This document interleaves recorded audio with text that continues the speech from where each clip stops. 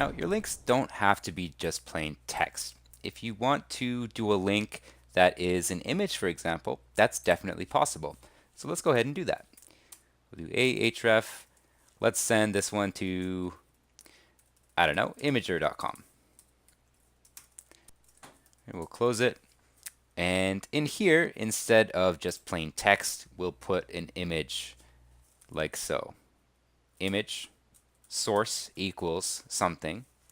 And the alt text will be, let's see, sprinkly donut.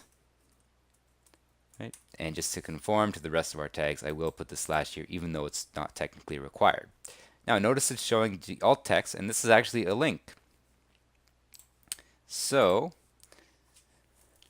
let's see. Let's grab the share links. Grab this one, and we'll put this into the source,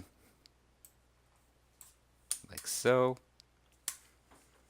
Okay, and you can see that this big image is now a link. So you know what? I'll put this on a separate line, so it's kind of easier to parse out for our human brains.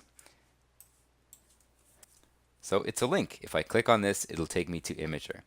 And you know what I'm going to do? I'm going to put this as the href as well.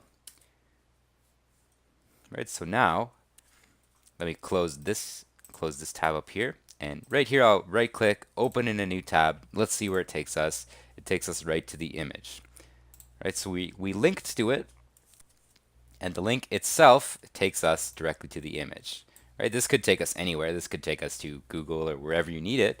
But the point is, we have transformed an image here into a link. So not only does it show the image, but because we wrapped it inside of a tags, it in itself is a link.